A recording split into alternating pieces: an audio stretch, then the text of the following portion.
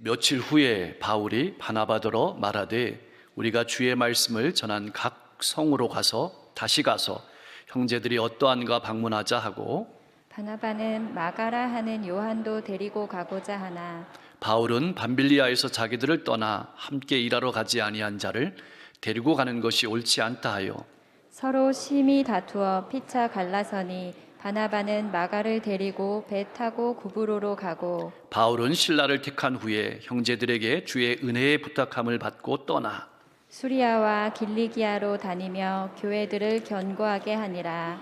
아멘. 바나바와 바울이 심하게 다투는 장면이 성경에 기록되어 있습니다. 여러분들은 누구의 의견에 서시겠습니까? 며칠 후에라는 표현이 참 재미있는 표현입니다.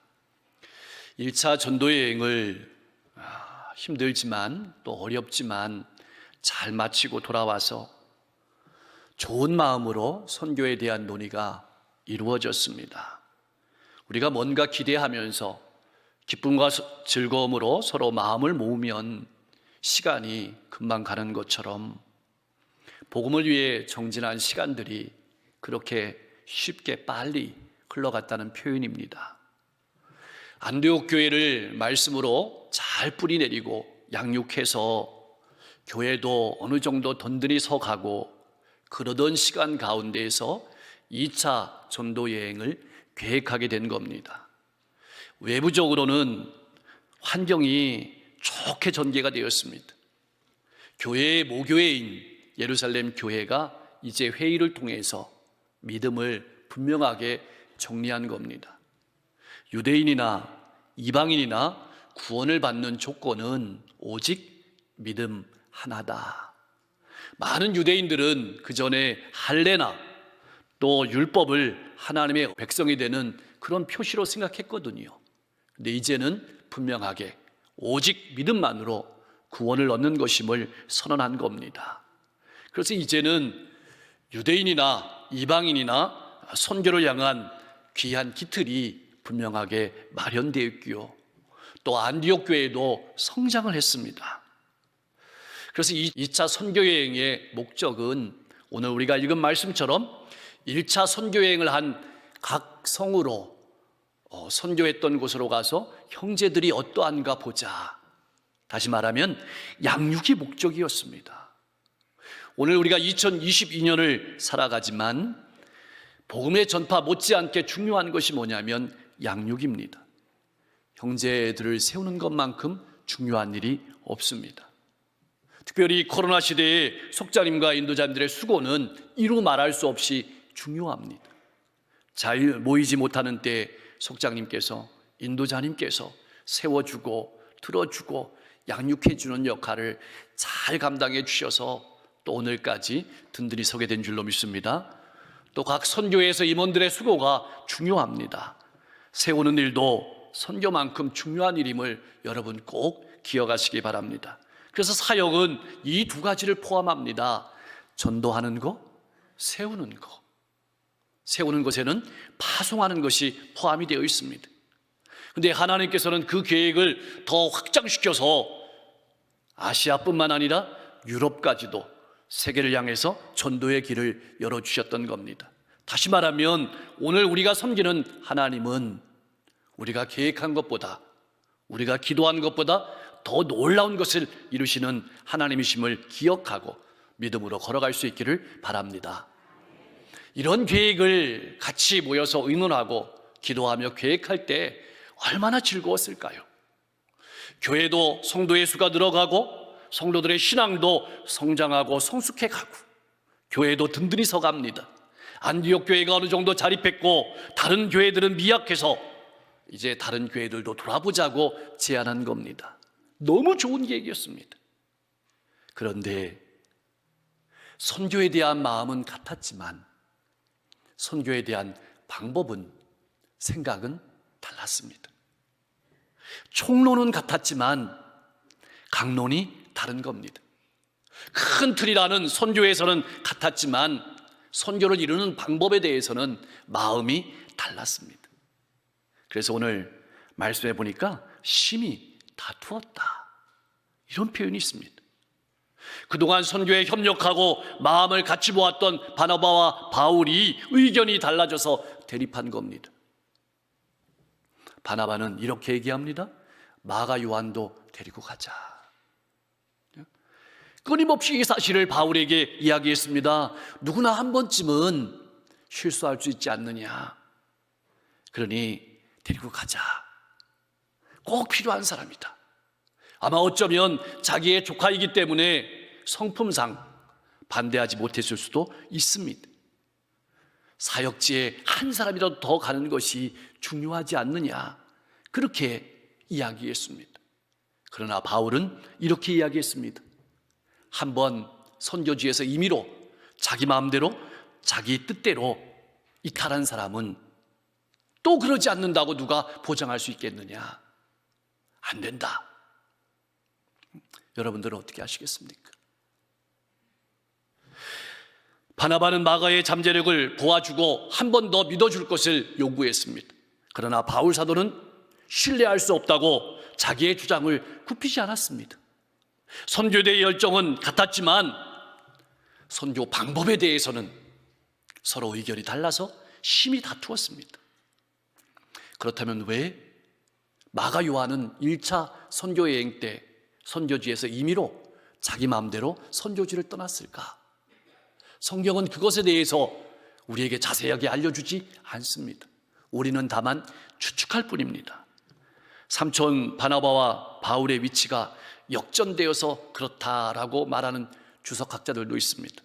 왜냐하면 바나바가 먼저 믿었거든요. 바나바가 바울을 인정해 주었거든요. 근데 저도 바울과 바나바 이렇게 이야기하지 않습니까?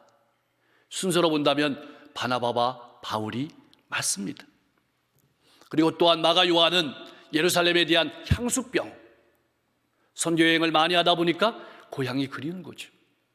우리가 여행을 가보면 고추장이 그리운 것처럼 향수병이 있었을 것이다. 그리고 무엇보다도 중요한 것은 막상 선교를 나가보니까 뜻하지 않는 어려움들이 너무 많습니다. 어려움에 직면하다 보니까 감당하기 어려워서 그 자리를 벗어났을 것이다. 이렇게 추측을 하는 겁니다. 서운한 마음이 바나바에게 있습니다. 자기가 얼마나 바울을 위해서 힘써 주었는데, 사도행전 9장 27절 말씀에 보니까 이렇게 기록하고 있습니다. 바나바가 데리고 사도들에게 가서 그가 길에서 어떻게 주를 보았는지와 주께서 그에게 말씀하신 일과 다메섹에서 그가 어떻게 예수의 이름으로 담대히 말하였는지를 전하니라.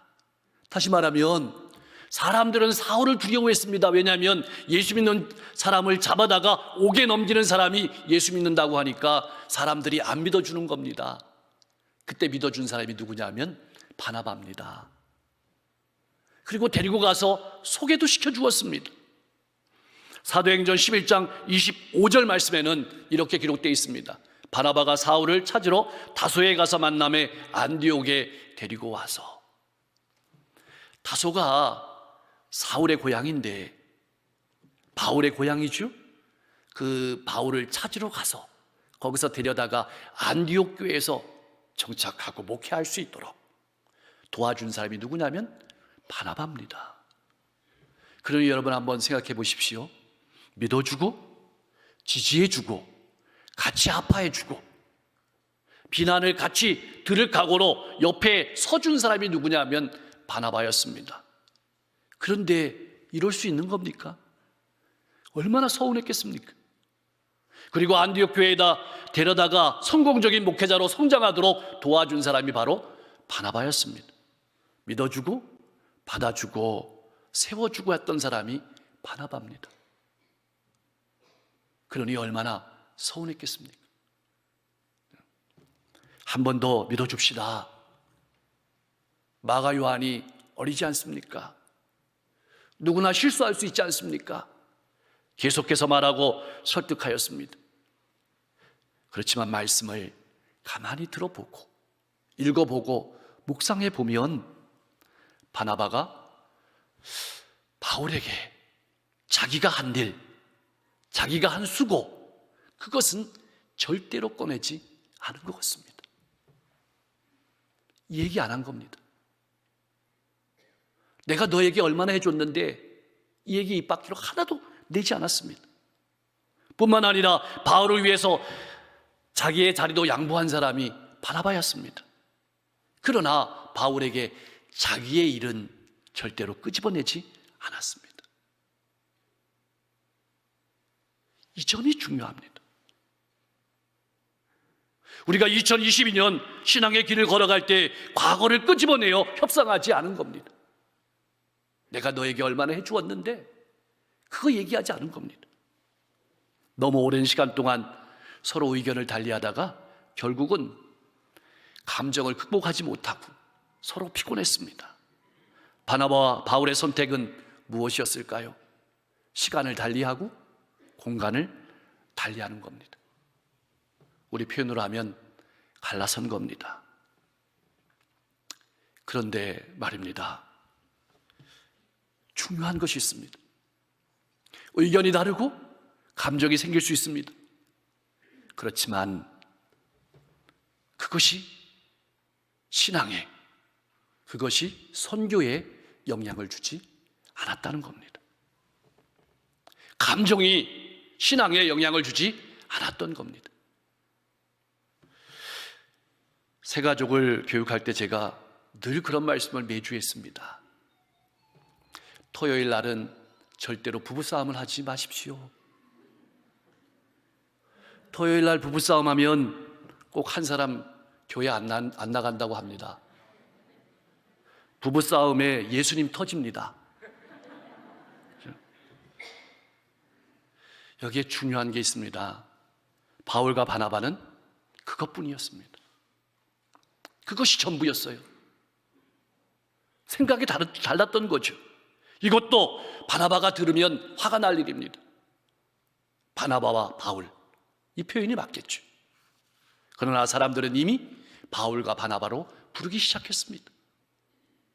의견이 다르고 감정이 생겼어도 계속 복음 안에서 선교했습니다. 교제했습니다. 마찬가지입니다. 우리도 신앙생활을 하다 보면 때로는 내 의견과 다를 수 있습니다. 내 방법과 다를 수 있습니다. 더 나아가 이해하지 못하는 일들이 생길 수도 있습니다. 그렇더라도 계속해서 복음 안에 거하십시오. 이 말은 예배의 자리에 머물라란 말입니다. 말씀을 듣고 기도하는 자리에 머물러 계시란 말입니다. 내 의견을 녹이고 내 감정을 녹이고 내 삶을 다스릴 것은 이 세상에 없습니다. 그거는 오직 하나님께서 하시는 겁니다. 오직 나의 영으로 되느니라. 어렵고 힘들지만 묵묵히 예배하고 기도하다 보면 하나님께서 내 마음을 만지십니다. 나를 성장시키십니다. 나를 성숙시키십니다. 이것이 신앙이고 이것이 신앙 고백입니다. 나는 할 수 없지만 하나님께서 하시는 겁니다. 내가 내 인생의 주인이 아니라 예수님께서 내 인생의 주인이시기 때문입니다. 의견이 다르고 감정이 생겼어도 계속 복음을 전했습니다. 저는 여러분들의 마음의 화랑에다가 이런 그림을 그렸으면 좋겠습니다. 신앙의 불씨를 끄지 마십시오. 자리를 이탈하면 불씨를 끄는 겁니다. 복음을 들어야 될 사람은 안 믿는 사람들도 당연히 들어야 합니다. 그러나 복음을 들어야 될 사람은 안 믿는 사람만이 아니라 믿는 사람도 들어야 합니다. 왜냐하면 복음에는 하나님의 능력이 있고 하나님의 지혜가 있기 때문에 그렇습니다. 여러분, 신앙의 삶을 살아가다가 마음에 속상하고 마음에 감정이 생기면 자리에서 일어서십시오. 그리고 전도지를 들고 나가십시오. 시장에 가서 전도하십시오. 하다 보면 그 복음을 내가 듣습니다. 하나님께서 내 마음을 만지십니다. 어느새 내 감정의 눈이 사가지고 하나님의 은혜와 사랑이 내 가슴에 차게 되는 것을 경험하게 될 겁니다. 사랑하는 성도 여러분, 속상한 일이 있습니까? 남모르는 눈물이 있습니까? 그러면 복음을 전해보십시오. 이상하게 내 귀에 들리게 되는 겁니다. 다른 사람을 전도하러 나갔는데 내가 은혜 받고 돌아옵니다. 바울과 바나바의 다툼과 갈등은 분명히 아픔이었습니다. 그러나 결과적으로 이 사건은 선교단이 2개가 되는 계기가 되었습니다. 이를 통해서 놀랍게 역사하시는 하나님의 역사를 우리는 보게 되는 겁니다. 믿음이 좋다고 하는 그리스도인 사이에서도 항상 의견이 일치하는 것은 아닙니다. 때로는 의견 일치를 이끌어냄으로써 문제가 해결될 수도 있지만 때로는 우리가 아니라 하나님께서 일하시도록 맡김으로 해결될 수 있습니다. 어떻게 됐을까요? 바나바는 조카 마가를 데리고 선교 여행을 떠났습니다. 마가가 아픔을 극복하도록 도와주었습니다. 일어서도록 디딤돌이 되어 주었습니다. 만약 그 싸움으로 상처를 받아서 선교를 중단했다면 훗날 바울에게 도움이 되는 일꾼이 되지 못했을 겁니다. 골로새서 4장 10절 말씀 보면 마가가 어떠한 사람이 됐는지 잘 나옵니다. 나와 함께 갇힌 아리스다고와 바나바의 생질 마가와 이 마가에 대하여 너희가 명을 받았음에 그가 이르거든 영접하라. 유익한 사람이 되었다는 거죠. 디모데후서 4장 11절 말씀에는 이렇게 기록되어 있습니다. 누가만 나와 함께 있느니라. 내가 올 때에 마가를 데리고 오라. 그가 나의 일에 유익하니라. 빌레몬서 1장 24절 말씀에 이렇게 기록되어 있습니다. 또한 나의 동역자 마가. 여러분 생각해 보세요. 마가가 바울과 함께 갇히는 데도 나아가고 유익한 존재가 되고 함께 일하는 동역자가 되고 무엇보다 우리가 읽고 있는 성경 마가복음을 기록했다는 겁니다. 바울은 어떻게 됐을까요? 신라를 데리고 선교 여행을 떠났습니다. 그래서 새로운 일꾼이 등장했습니다. 신라는 로마 시민권을 가지고 있습니다. 바울도 로마 시민권을 가지고 있습니다. 만약 둘 중에 한 사람만 가지고 있으면 선교하는데 제약이 따라왔을 겁니다. 언어도 또 여러 가지 신분으로 봤을 때 바울과 신라가 유럽을 선교하는데 아마 적임자였던 것 같습니다. 하나님께서는 그들을 그렇게 또한 놀랍게 사용하셔서 신라는 디모데와 같이 데살로니가를 기록한 위대한 축복의 통로가 되었던 겁니다. 사랑하는 성도 여러분, 오늘 말씀을 돌아보면서 정리합니다. 2022년 믿음의 삶을 살아갈 때 여러분 꼭 이 두 가지를 기억하십시오. 첫째, 계속 걸어가십시오. 화면에 띄워주세요. 불씨를 절대로 끄지 마십시오. 우리가 신앙생활 하다 보면 인간이기 때문에 시간과 공간의 제약을 받습니다. 경험이 다릅니다. 생각이 다릅니다. 감정이 다를 수 있습니다. 그래서 속상하기도 하고 감정이 생길 수도 있습니다. 그래서 같은 공간에 있기도 힘들고 의견과 생각을 나누기 힘들 수도 있습니다. 그럴지라도 예배의 자리를 벗어나지 마십시오. 기도를 중단하지 마십시오. 말씀을 들으십시오. 나의 적나라한 모습을, 솔직한 모습을 주님께 내려놓으십시오. 그러면 모든 지각에 뛰어난 하나님의 평강이 내 마음을 지키실 줄로 믿습니다. 바울과 신라에게 역사하신 하나님께서 우리의 연약함을 통해서도 더 놀라운 우리가 기대하지 못했던 일들을 이루어 주실 줄로 믿습니다. 속회에서, 선교회에서, 성가대에서 여러 가지 모습으로 섬기다가 상처받으신 분들 그 자리를 떠나지 마시고 계속 지키십시오. 그러면 하나님께서 반드시 마음도 만지셔서 마가를 만지신 하나님께서, 마가를 사용하신 하나님께서 그 아픔과 고통을 사용하셔서 더 놀랍게 일하실 줄로 믿습니다. 그래서 잠언 16장 9절은 이렇게 우리에게 권면하고 있습니다. 같이 읽어보겠습니다. 사람이 마음으로 자기의 길을 계획할지라도 그의 걸음을 인도하시는 이는 여호와시니라. 아멘.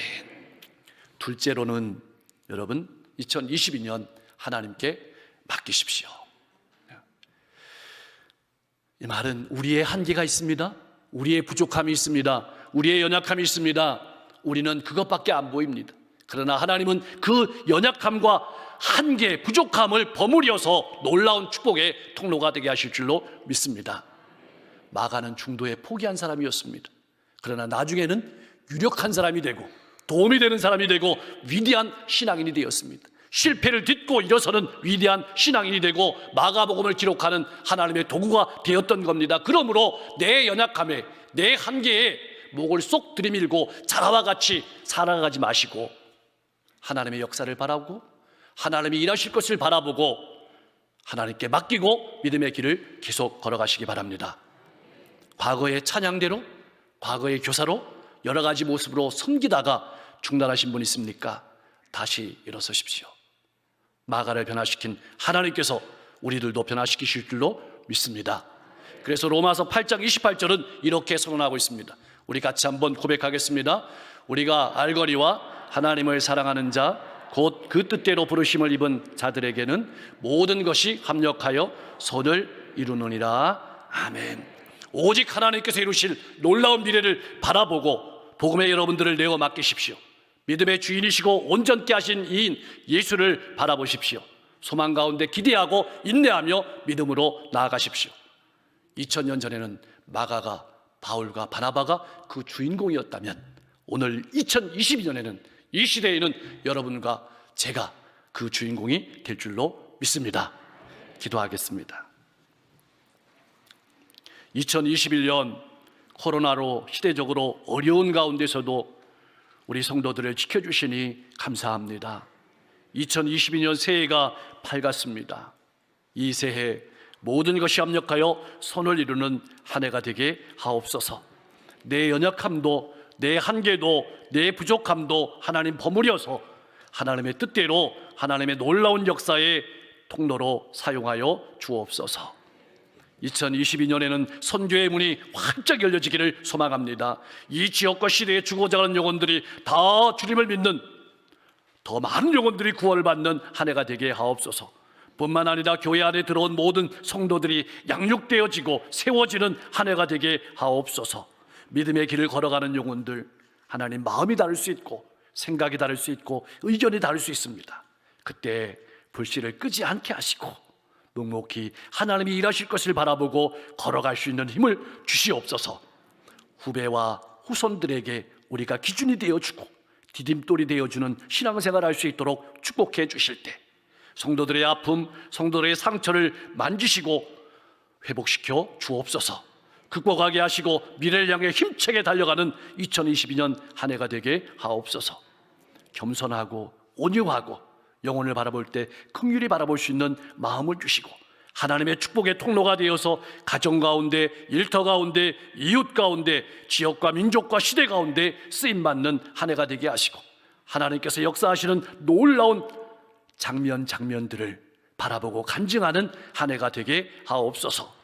성도들의 가정이 가정 천국이 되게 하시고 예배하는 기쁨과 즐거움이 넘치는 장소가 되게 하시고 부모와 자녀가 서로 사랑하고 존경하고 존중하고 아껴주는 행복한 가정이 되게 하시고 우리 교회가 복음의 선교적 사명을 잘 감당하는 건강한 교회로 거듭나고 또 아름답게 성숙되어지는 한 해가 될 수 있도록 역사해 주옵소서.